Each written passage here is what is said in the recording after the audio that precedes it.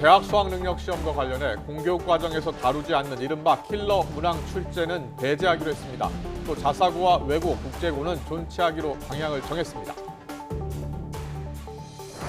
윤석열 대통령이 부인 김건희 여사와 4박 6일 일정으로 프랑스와 베트남을 잇따라 방문합니다. 윤 대통령은 국제박람회기구 총회에 참석해 부산엑스포 유치 활동을 벌이며 연사로 나서 영어 연설로 지지를 호소할 계획입니다. 더불어민주당 이재명 대표는 국회 교섭단체 대표 연설에서 불체포 권리를 포기하겠다며 검찰이 구속영장을 청구하면 법원에 출석해 영장 실질 심사를 받겠다고 했습니다. 국민의힘은 모렴치의 극치라고 비판했습니다.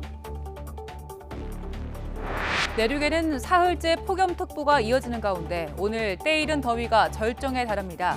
현재 서울 기온은 33.7도까지 치솟아 올 들어 가장 높은 기온을 기록했습니다. 더 뉴스 이어갑니다. 윤석열 대통령이 공교육에서 다루지 않은 내용은 수능 출제에서 배제하라고 지시한 가운데 정부와 여당이 초고난도 문항을 일컫는 이른바 킬러 문항 출제를 배제하기로 원칙을 세웠습니다. 또 문재인 정부에서 폐지하기로 했던 자사고와 외국어고, 국제고는 존치하기로 방침을 정했습니다. 오늘 열린 당정협의회 브리핑 직접 들어보겠습니다. 지난 정부에서 폐지하기로 했던 자사고, 외국어고, 국제고를 존치하여 학생들의 소질과 적성에 맞는 맞춤 교육을 실시하며 지역의 자율적인 교육 혁신을 통한 교육 역량 강화를 지원하기로 하였다.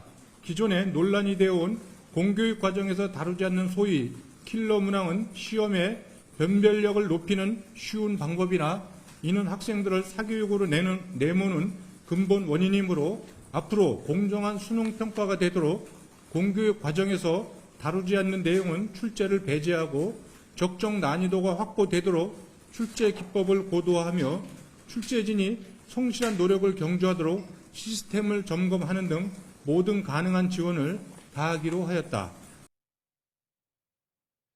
윤석열 대통령이 4박 6일 일정에 프랑스, 베트남 방문에 나섰습니다. 윤 대통령은 오늘 오전 김 여사와 함께 경기 성남 서울공항에서 대통령 전용기를 타고 프랑스 파리로 출국했습니다. 윤 대통령은 내일부터 이틀 동안 프랑스 파리에서 개최되는 국제박람회 기구 총회에 참석해 영어로 직접 프레젠테이션을 하며 엑스포 유치 활동을 지원하게 됩니다. 또 프랑스 마크롱 대통령과 오찬을 겸한 정상회담도 진행합니다. 프랑스 일정을 마치는 22일엔 곧바로 베트남을 국빈 방문하는데 정상회담과 경제 행사가 예정돼 있습니다.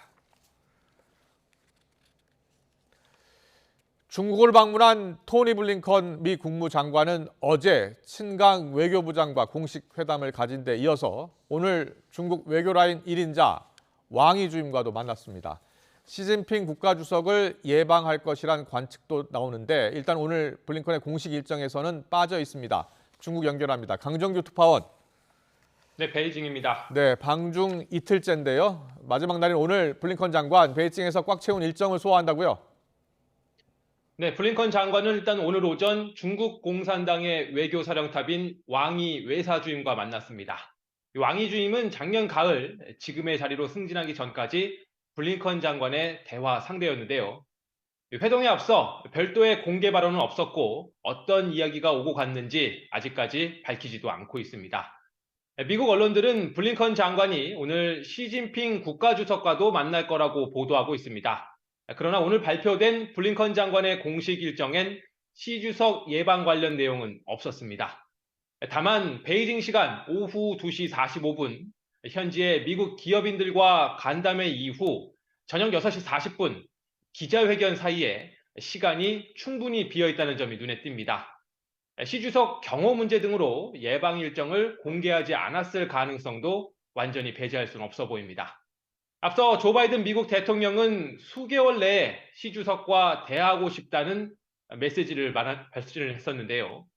블링컨 장관이 시 주석을 만날 경우 바이든 대통령의 이런 말을 직접 전달하고 오는 11월 미국 샌프란시스코에서 열리는 에이펙 정상회의에 시 주석을 정식으로 초청할 수도 있습니다.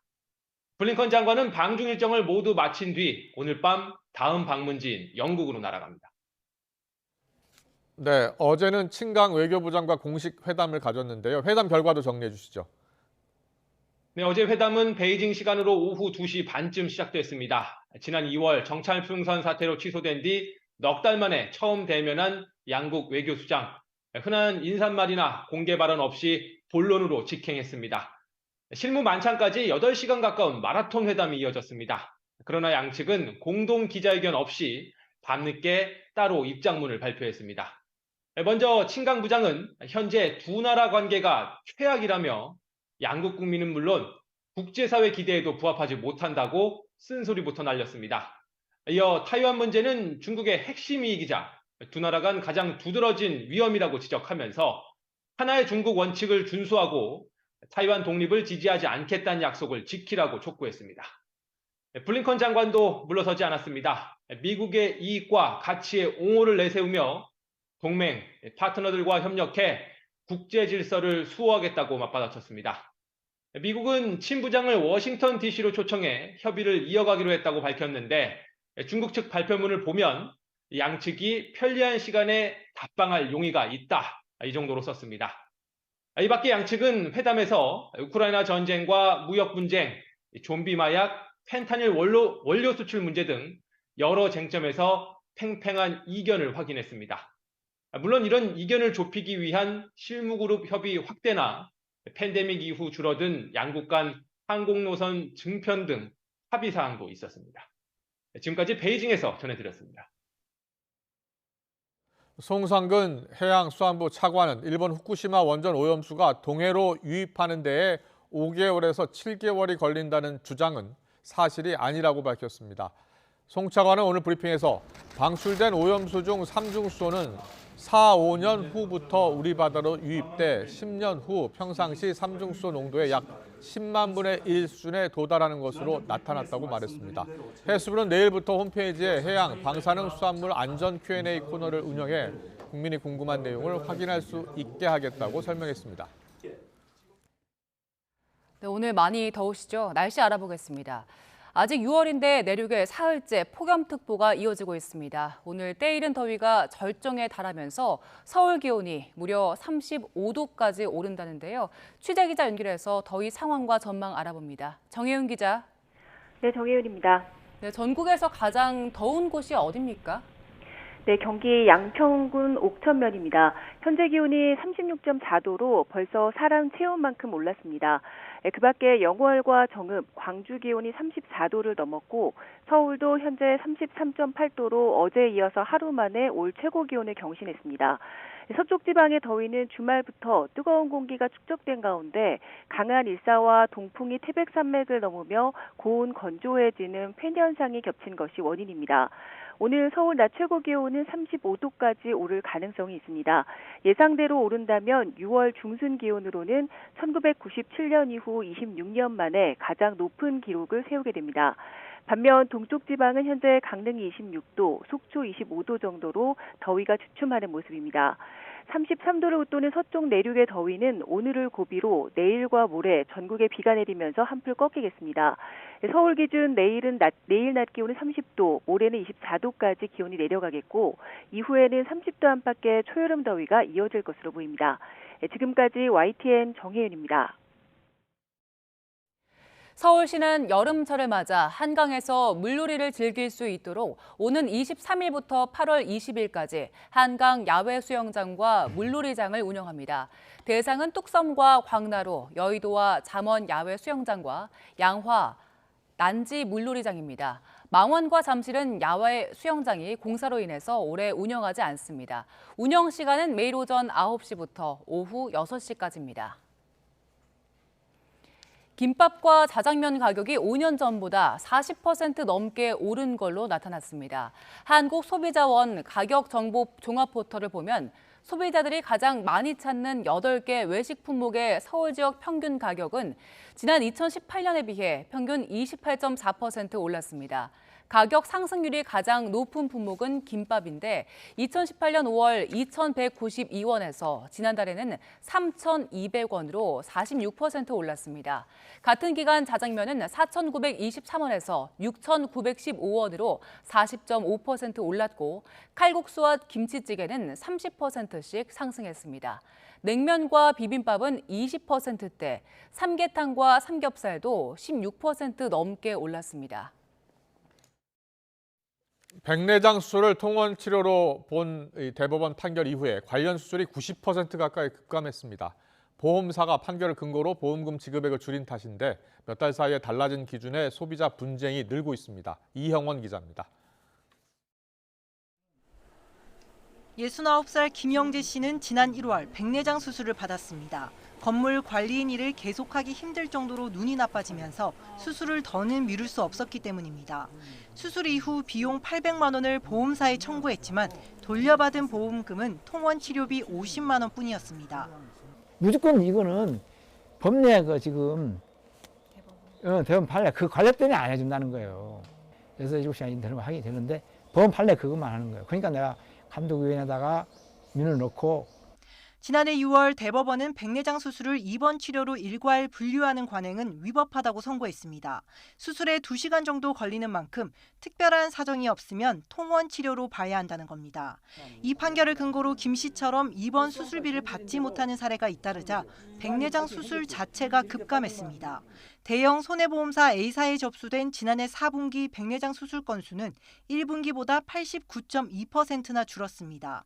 B사 역시 감소 규모가 88.6%에 달했습니다.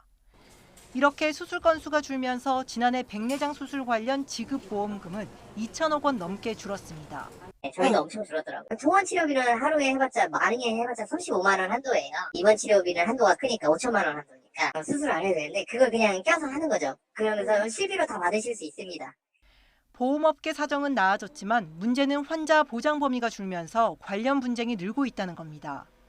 실제로 지난해 금융감독원에 접수된 보험금 관련 분쟁은 재작년보다 20% 넘게 급증했습니다. 입원 치료가 필요한 분들한테도 지급을 거절하는 것은 실손보험을 드는 그 이유 자체에 근본 의문을 제기하는 상황이라 일률적으로 거절하는 것 자체는 일종의 암묵적 담합이라고 생각할 수 있는 것 같고요. 금융당국이 선의의 피해자는 없어야 한다고 강조하고 있는 가운데 공정거래위원회는 보험금 지급 거부 과정에 담합이 있었는지 조사하고 있습니다. YTN 이영훈입니다. 오늘 오전 11시쯤 충북 옥천군 동이면 경부고속도로 서울 방향 금강휴게소 인근에서 승용차가 사고로 정차 중이던 화물차를 들이받았습니다. 이 사고로 승용차 운전자 A씨가 심정지 상태로 병원으로 옮겨졌지만 숨졌습니다. 사고는 앞서 트레일러를 들이받고 멈춰선 화물차를 A씨의 승용차가 들이받으면서 발생한 것으로 알려졌습니다. 경찰은 화물차 운전자 등을 상대로 정확한 사고 경위를 조사하고 있습니다. 경찰이 오늘부터 연말까지 각종 보조금 비리와 관련해 대대적으로 특별 단속을 실시합니다. 우종수 경찰청 국가수사본부장은 오늘 오전 열린 수사지휘부 화상회의에서 보조금 비리를 국민의 혈세에 대한 사기 행위로 규정하고 전국적인 특별 단속을 추진하겠다고 밝혔습니다. 우 본부장은 국고보조금 부정수급 척결 태스크포스팀을 꾸리겠다면서 각 관서별로 첩보 수집에 적극 나서달라고 당부했습니다. 경찰은 또 신고 제보를 활성화하는 게 중요할 것으로 보고 전담 신고 창구를 운영하면서 제보자에게는 보상금을 최대 1억 원까지 지급하기로 했습니다. 마약 치료와 재활 의지가 있는 투약 사범에게 개인 맞춤형 프로그램 참여를 전제로 기소유예 처분하는 시범 사업이 시행됩니다. 법무부는 오늘부터 맞춤형 치료, 사회 재활 조건부 기소유예 모델을 시범적으로 운영한다고 밝혔습니다. 이 제도는 전문가위원회가 대상자의 중독 수준과 재활 가능성을 판단해서 개인 맞춤형 치료, 재활 프로그램을 제공하면서 사회 복귀를 돕는 것을 목표로 합니다. 검찰이 대상자를 선별해 식약처에 통보하면 정신과 의사 등으로 구성된 전문가위원회에서 적정 프로그램을 제안합니다. 검찰은 전문가 의견을 참고해서 대상자에게 6개월 동안 보호관찰관 상담과 모니터링 병행을 조건으로 기소를 유예하는 처분을 내립니다. 미국에서는 일요일 아버지의 날과 월요일 노예 해방을 기념하는 준 틴스데이 연휴에 곳곳에서 총격 사건이 잇따랐습니다. 서로 다른 축제장과 파티장, 캠핑장에서 벌어진 일인데 모두 4명이 숨지고 30명 이상이 다쳤습니다. 황보연 기자의 보도입니다. 일요일 자정을 넘긴 시각, 미국 시카고 부근 월로브룩 쇼핑가 주차장입니다. 몰려든 경찰차와 사이렌 소리로 혼란스럽습니다. 노예 해방을 기념하는 준 틴스데이 연휴를 맞아 축제가 열리던 중 총격 사건이 벌어진 겁니다. 평화롭고 흥겨운 분위기가 이어지다 갑자기 여러 사람이 군중을 향해 총을 발사했다고 목격자들은 전했습니다. So I was laying in bed and then I heard a helicopter go overhead so then I got up and looked out the window and it was just chaos. 한 명이 숨지고 20명 넘게 다쳤는데 아직 용의자를 검거하진 못했습니다. Do you know if there were multiple shooters? That's still unclear at this time. It's still, like I said, it's still a very active investigation. 비슷한 시각 세인트루이스의 한 건물 안에서도 총격 사건이 일어났습니다. 5층 사무실에서 10대들이 모여 심야 파티를 벌이던 중이었습니다. 17살 청소년 1명이 숨졌고 10대 9명이 다쳤습니다. 경찰은 10대 용의자 1명을 체포하고 현장에서 다수의 총기를 발견했습니다. This Father's Day, families across the St. Louis region woke to the news of yet another mass shooting. It's every parent's worst nightmare, tenfold. 토요일 밤 8시 반쯤에는 서북부 워싱턴주의 한 캠핑장에서도 무차별 총격으로 2명이 숨지고 여러 명이 다쳤습니다. Shooter continued to shoot randomly into the crowd, and the suspect was eventually taken into custody. 가족을 생각하고 노예 해방을 기념하는 뜻깊은 연휴가 이딴 총격 사건에 의해 40명 가까운 사상자가 발생한 끔찍한 기억으로 남게 됐습니다. YTN 황보연입니다. YTN 김영수입니다.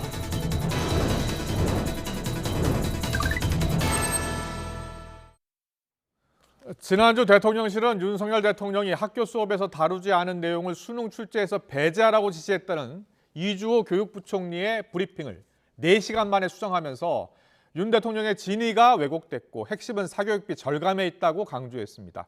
수능을 5개월 앞두고 수험생들 혼란과 물수능 논란까지 불거지자 서둘러 진화에 나선 겁니다.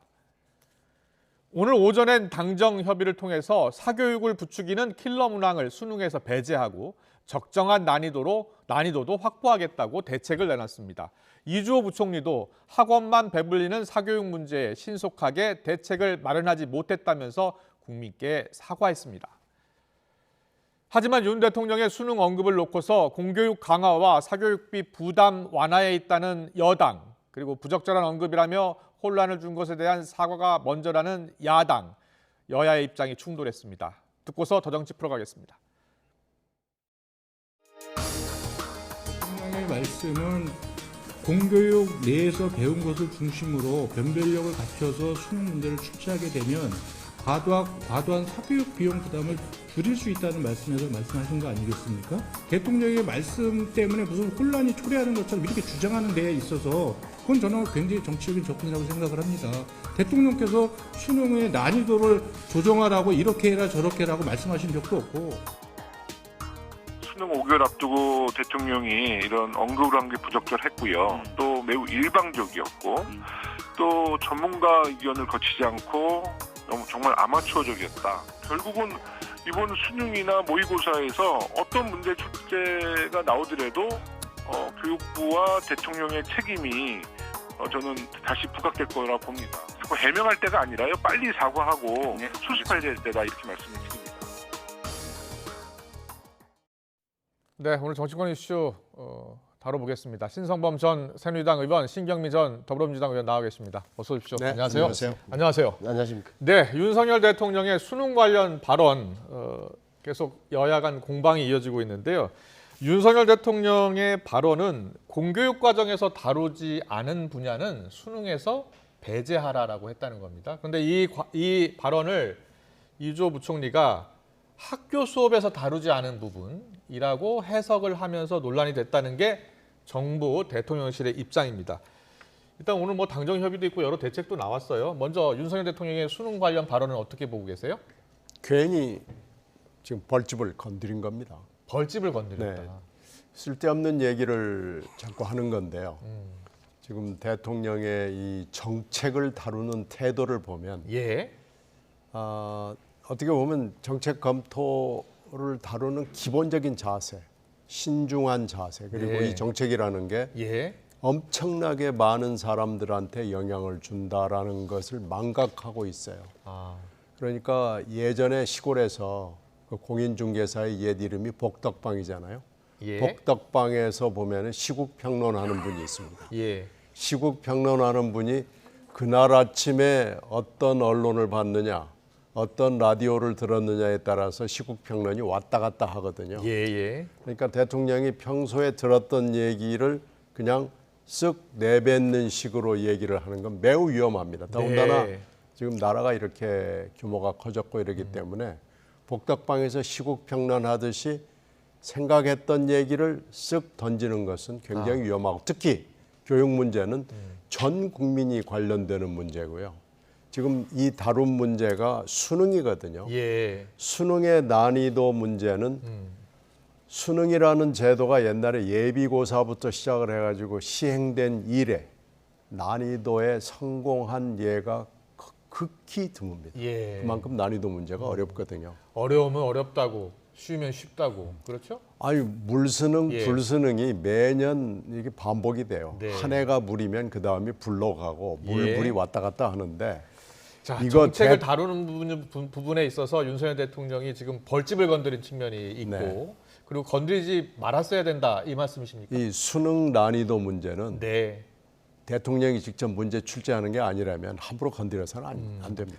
야당에서는 전문가에게 맡겨야 될 것을 왜 대통령이 언급을 하면서 이렇게 혼란을 주느냐, 사과해야 된다라고 주장하고 있는데요. 신성무 의원께서는. 사과는 뭐 좀 지나친 거고 이런 아쉬움이 있죠. 예를 들어서 대통령께서 이제 현재도 수능 체제에서 사교육 의존도가 너무 여전히 높으니까 사교육비가 계속 급증하고 있어요. 그러니까 사교육 의존도가 여전히 높으니까 교육부에서는 대책을 마련하라고 지시하고 그 더 이상 이 언급 안 했으면 뭐 깔끔하죠. 그런데 저는 뭐 대통령이 모든 디테일한까지 작은 문제까지 왜 건드리냐라고 공격하는 것은 좀 안 맞다고 보는 게 어떨 때는 좀 개입을 할 수도 있는데 이번에는 좀 꼬인 게 뭐 공교육 교육 과정이냐 아니면 뭐 교과서 문제냐 그걸 또 부총리가 교육부 장관이 나와서 어떻게 보면 학교 수업만 열심히 따라가면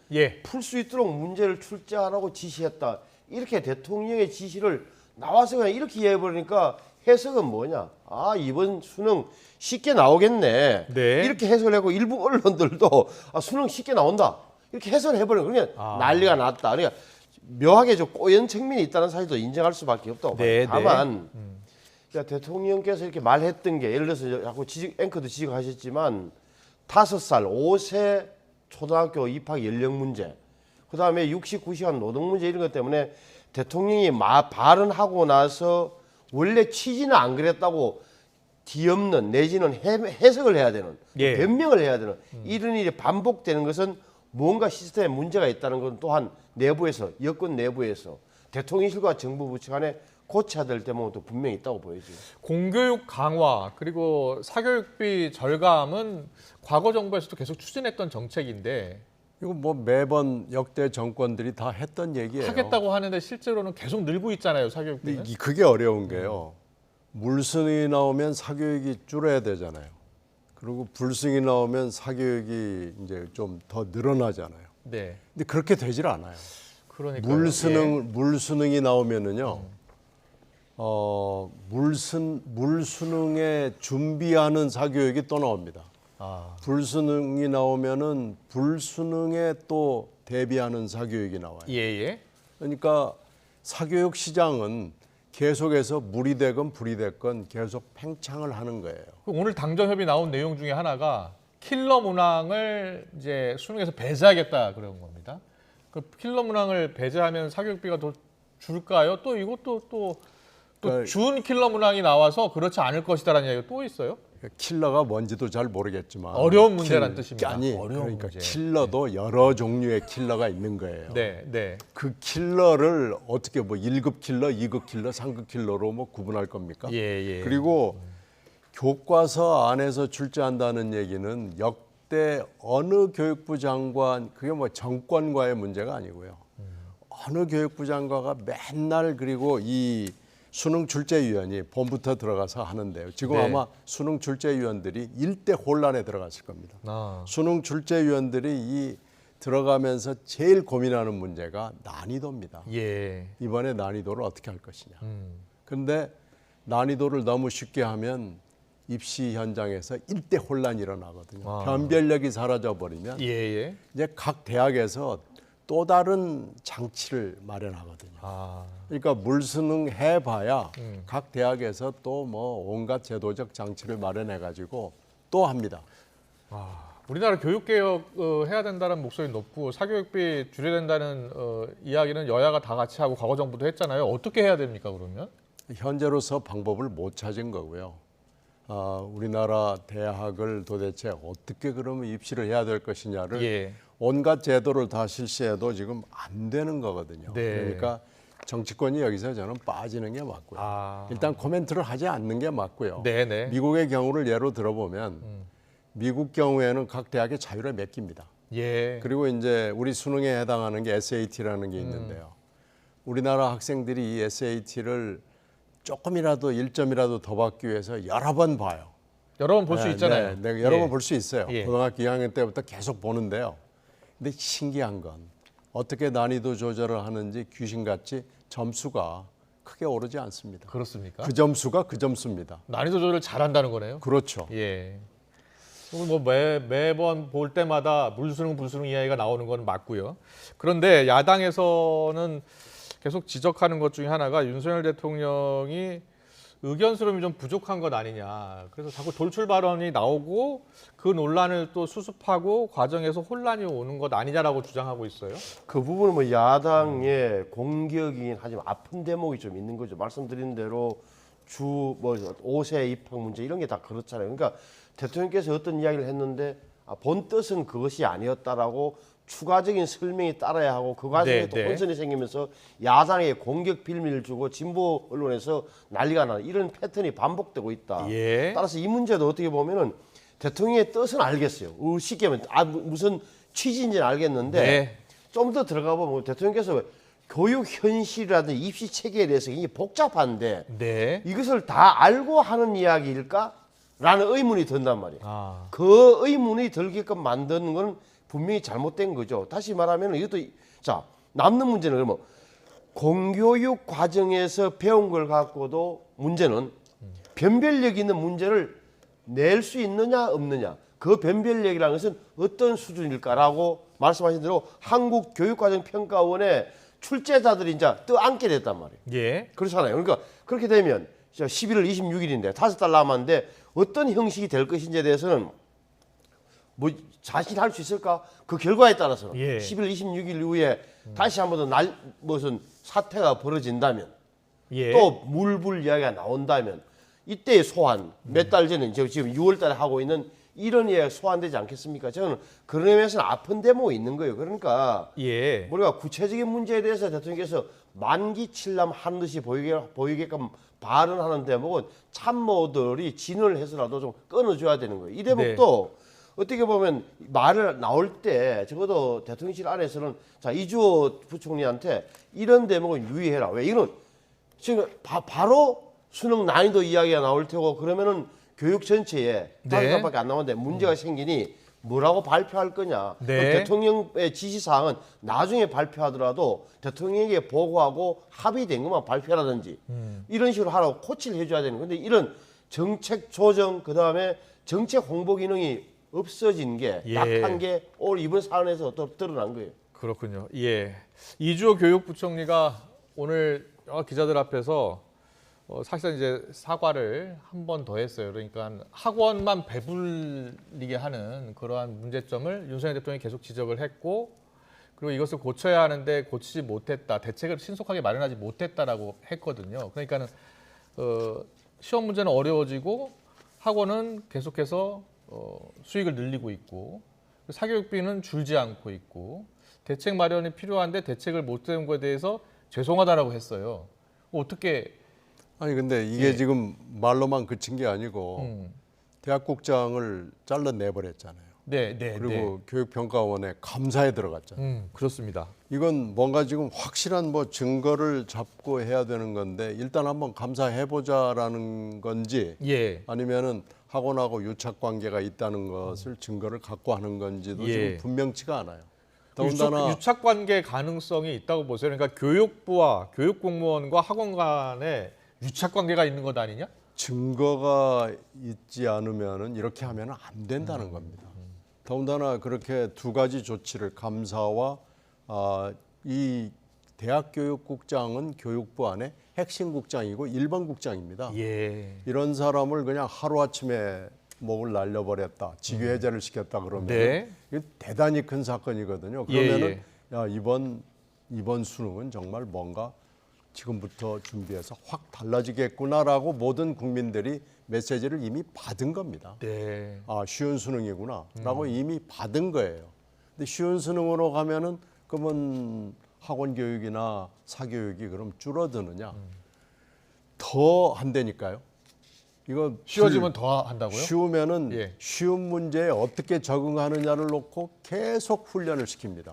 그러니까 사교육이 더 극성하게 되는 그러니까 전혀 의도치 않은 효과가 나타나는 거니까요. 네. 정치권은 교육 문제에 가급적이면은 이렇게 함부로 멘트를 하면은 곤란합니다. 유승민 전 의원이 저렇게 또 SNS에 글을 올렸죠. 대통령 본인이 잘못해놓고 남 탓하는 일이 한두 번이 아니다.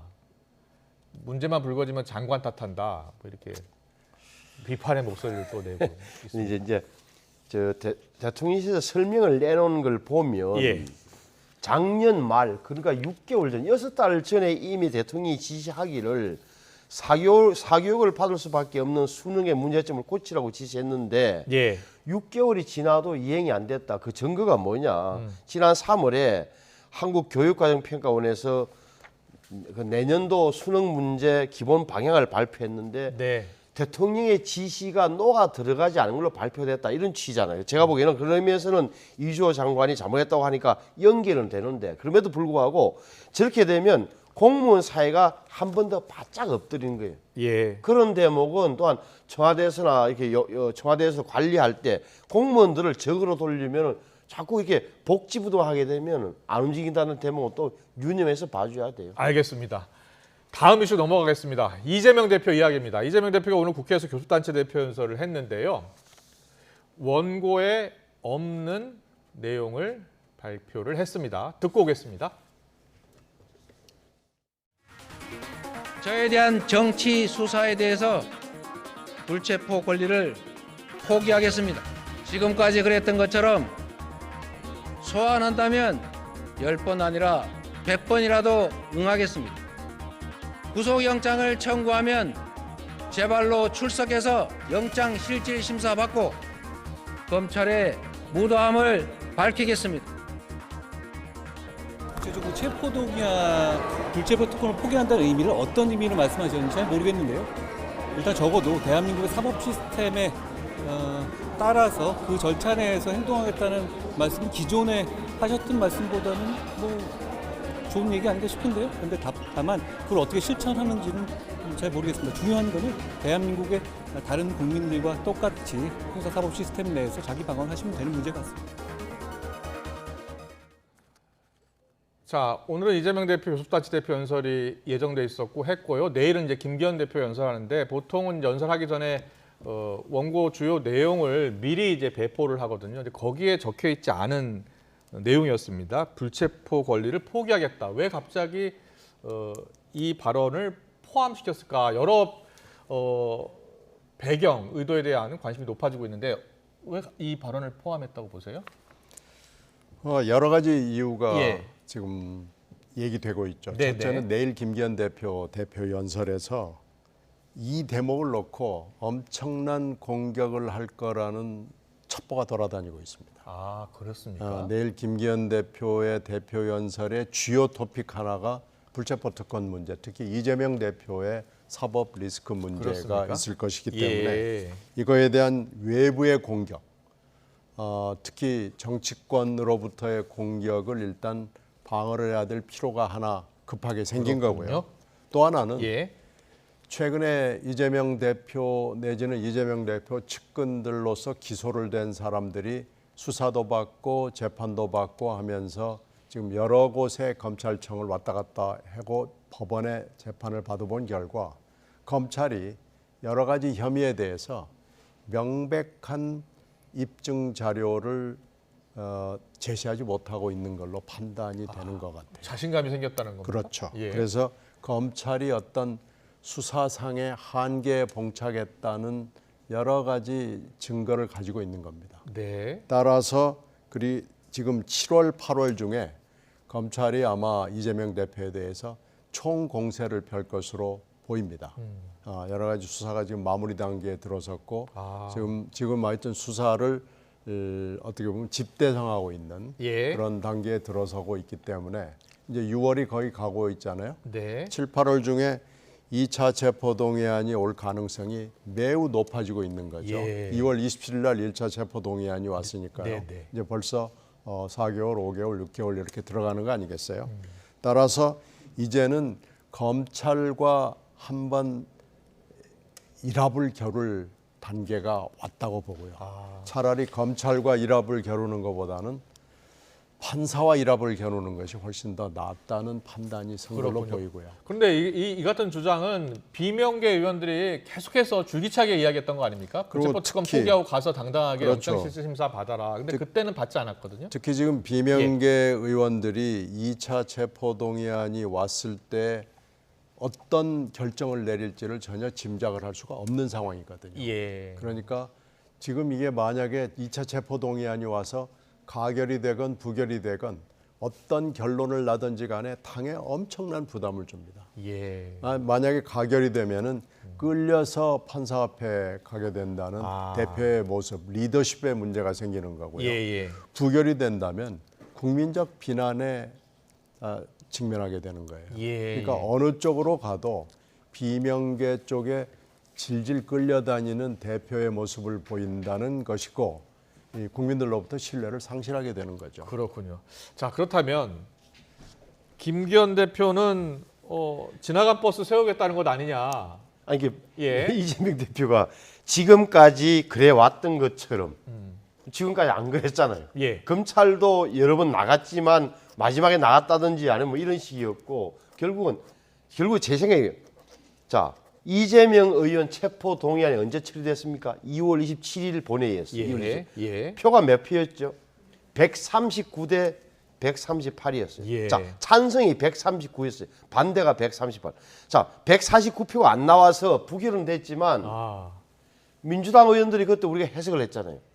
38표가 이탈했다. 아니다. 40표라는 이야기 나올 정도였어요. 네. 그 사이에 139대 138이었다. 그 말이 뭐야? 찬성이 한 표 많았던 사실. 그러면 이번에 백현동 정자동으로 2차 체포동의안이 올라오면 제가 보기에는 가결될 가능성이 높아지는 거예요. 왜? 민주당 안에서는 이건 해도 이 정도라면 우리 내년 선거 못 치겠다 보면 그 리스크가 있었던 거예요. 저는 실제는 그걸 피하자. 2차 체포동의안이 올라오면 가결될 가능성이 높다. 그거는 절대 피해야 된다. 그렇군요. 그러는 순간 예. 정치적 위상과 명예와 위신은 땅에 떨어지고 끌려간다. 두 번째는 말씀하신 대로 판사 앞에 가보자. 판사는 왜? 지금은 세 건을 가지고 재판을 받고 있잖아요. 김문기 몰랐다는 것. 대장동, 성남FC. 그러니까 판사 앞에 가서는 제가 이미 이렇게 기소된 건으로 재판을 성실히 받고 있습니다. 그래도 저를 구속하시겠습니까? 예. 라고 묻고 싶은 거예요. 그러니까 판사가 2차가 들어오고 재발로 나가고 이 대표가 그리고 판사가 그 영장 전담하는 판사가 제가 보기에는 죽을 맛이 될 겁니다. 예. 자, 불체포 특권 포기하겠다. 이제 2차 체포동의안이 넘어올 가능성이 높아지고 있고 어떻게 대응하는 것이 좋을까 여러 가지를 고려한 판단으로 지금 보인다. 두 분 다 그렇게 분석을 해주셨습니다. 내일 김기현 대표가 진짜 어떤 이야기를 할지도 주목이 되네요. 김기현 대표 지금 원고 바꾸고 있겠죠. 그렇군요. 알겠습니다. 더불어민주당 상황 하나 더 짚고 가겠습니다. 새로 이제 혁신위원장으로 임명이 됐죠. 김은경 교수. 김은경 교수가 경향신문인가요? 언론 인터뷰에서 한 발언이 좀 논란이 됐는데 여기에 대한 홍익표 의원의 이야기 듣고서 대담 이어가겠습니다. 김은경 새 혁신위원장 임명이 됐는데 지금 뭐 돈봉투 사건 관련해서 검찰이 만들 수 있다 이런 얘기 국민의힘에서 비판을 하고 있거든요. 지금 검찰이 언론에서 나온 거 외에는 뚜렷하게 실체적 증거를 제시하지 못하고 있다 이렇게 보고 있는 것 같습니다. 김은경 그 혁신위원장 얘기는 그런 차원에서 검찰에 의해서 이 사건이 조금 더 확장되고 좀 과하게 된 부분도 있느냐 이런 얘기를 하신 것 같거든요. 네. 자, 김은경 의원의 발언. 우원식 의원 같은 경우에는 국민 기대치에 떨어뜨릴 만한 말들 해선 곤란하다라고 네. 약간 부정적으로 이야기했는데요. 김은경 위원장이 돈봉투 사건은 검찰에 의해 만들어졌을 수도 있겠다라는 생각이 든다. 자료 보고 판단하겠다라는 입장을 밝힌 거거든요. 자, 어떻게 보셨어요? 본인이 혁신위원장이 뭐 하는 자리인지 잘 모르는 것 같아요. 예. 그리고 인터뷰를 할 때 이게 어느 정도의 파장이 있는지를 전혀 가늠하지 못하고 지금 얘기를 그냥 해본 것 같은데 이 김은경 위원장이 아마 지금 굉장히 후회하고 있을 겁니다. 이렇게 인터뷰를 하면 안 되고요. 지금 이 혁신위원장이 굉장히 난이도가 높고 그리고 이게 실패 확률이 굉장히 높습니다. 지금 한 걸음 한 걸음을 잘 내디뎌야 되고 지금까지 6월 4일 날 있었던 전임 지명자, 이내경 지명자가 지금 어떻게 됐는지를 생각해 보면은 본인이 온 것까지를 계산해 봐도 이렇게 발언을 하면 안 되는 건데요. 지금 본인이 자기 위상이 뭔지, 자기가 앞으로 해야 될 일이 뭔지 잘 모르고 지금 함부로 얘기하는 거예요. 알겠습니다. 저 발언을 아마도 후회하고 있을 것이다라는 말씀해 주셨는데 신성모 의원은요? 사날 어떤 일을 바라보는 시각, 보는 눈 이런 게 중요한 건데 저 돈봉투 사건, 전당대 돈봉투 사건을 보면서 검찰에 의해 만들어졌을 수도 있다. 취지가 뭘까요? 그러니까 없는 사건을 검찰이 만들었다는 걸까 아니면 검찰이 침소봉대한다는 걸까? 뭐 호자라고 치더라도 지금 명색이 외대의 법학전문대하고 로스쿨 교수가 저런 생각을 한다. 저는 매우 상식적이 않다고 봐요. 그러니까 검찰이 굉장히 정파적이다 내지는 정치적으로 있다는 공격은 가능한데 만들어졌을 수도 있고 조작, 날조 뭐 이런 것은 제가 보기에는 굉장히 비상식적이다. 상식과 합리의 기준으로 본다면 아직도 저런 생각을 하고 있는데 민주당의 혁신위원장으로 가서 뭘 하자는 거지 결국은 이재명 대표의 진짜 흔히 하는 말로 방탄 내지는 그 후색 맞추기용 이른바 얼굴 무슨 용 혁신위원장 하자는 것 아니냐 이런 생각이 듭니다. 네, 알겠습니다. 오늘 정치권 이슈는 여기까지 듣겠습니다. 신성범 전 새누리당 의원, 신경민 전 민주당 의원과 함께했습니다. 잘 들었습니다. 고맙습니다. 네, 고맙습니다. 네.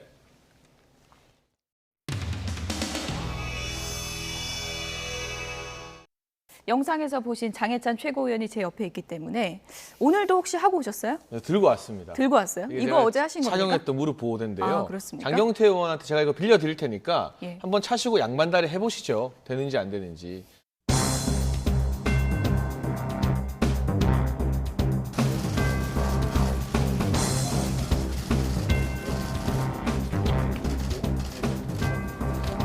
벌칙법이 정한 대로 합의제 행정기관으로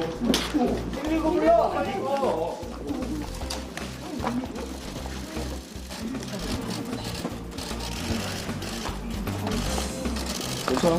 네. 응. 잘 쉬고 있어.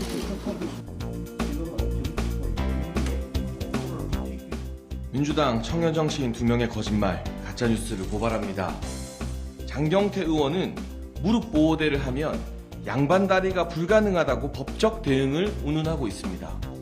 그래서 제가 무릎 보호대를 차고 왔습니다. 양반다리가 되는지 앞으로 나가 직접 보여드리겠습니다.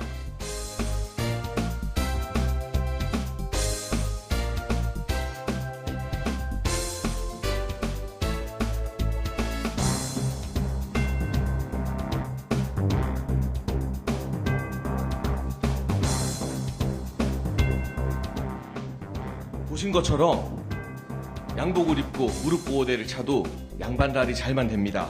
가짜뉴스 공장장 장경태 의원은 억울해하지 말고 무릎 보호대 의혹에 정치 생명을 거십시오.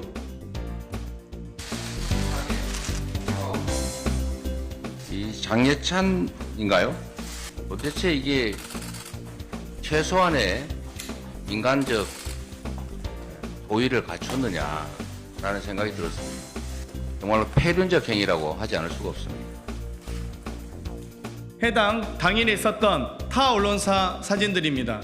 타 언론사 사진을 봐도 또 동일 언론사 사진 기자님의 동일한 기기로 촬영한 사진 봐도 어느 곳에서도 무릎 보호대 의혹이 없다는 것을 다시 한번 말씀드립니다. 끝으로 제가 제 얼굴을 이렇게 몸받쳐서 찍었습니다. 제가 똑같은 자세를 하고 아래쪽에서도 찍어보고 위에 쪽에서도 찍어봤습니다. 이토록 다르게 나타납니다. 여러 가지 각도와 다양한 언론사에서 촬영한 사진과 영상 등을 고려해서 모두 발언을 하셨으면 좋았을 텐데 앞으로 더 자신 있으시다면 장해찬 최고위원께서는 말씀하시고요.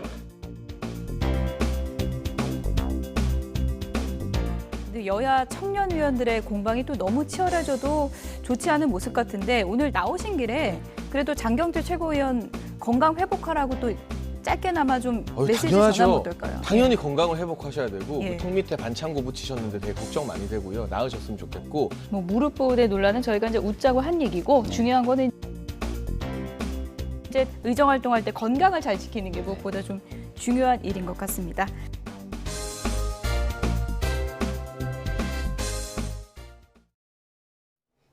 오늘 서쪽 지방은 올여름 들어 가장 더운 날씨가 찾아왔습니다. 현재 서울, 경기와 영서, 호남 내륙 곳곳에 폭염주의보가 내려진 가운데 현재 서울 기온이 34도까지 오르면서 어제에 이어 하루 만에 올 최고 기온을 경신했는데요.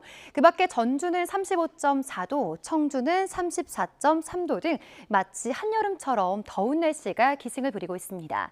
여기에 햇살도 강해서 전국적으로 자외선 지수가 높게 치솟았고요. 수도권과 충남 지역에는 오존주의보도 내려졌습니다. 점차 그 밖의 내륙에서도 오존 농도가 짙어질 것으로 예상됩니다. 노약자와 어린이는 한낮 장시간 야외 활동을 자제해 주시는 것이 좋겠습니다. 다행히 불볕더위는 오늘을 정점으로 내일부터 점차 누그러집니다. 내일 오전 제주도를 시작으로 오후에는 충청 이남에, 모레는 전국에 비가 내리기 때문인데요. 우선 예상되는 비의 양은 제주도에 최고 40mm, 충청 이남에는 5에서 20mm가 되겠습니다. 내일 비가 내리지 않는 지역은 대체로 흐린 날씨 속에 서울 낮 기온은 30도, 대전과 대구는 29도로 오늘보다 1에서 5도가량 낮겠습니다. 모레는 서울 기온이 24도까지 내려가는 등 더위가 반짝 주춤하겠습니다. 이후에는 다시 기온이 오름세를 보이면서 주 후반부터 예년보다 더운 날씨가 이어질 전망입니다. 날씨였습니다. 네, 이슈를 더 쉽게 전해드리는 더 뉴스, 내일은 더 준비하겠습니다. 잠시 뒤에는 뉴스큐가 방송됩니다. 시청해주신 여러분 고맙습니다.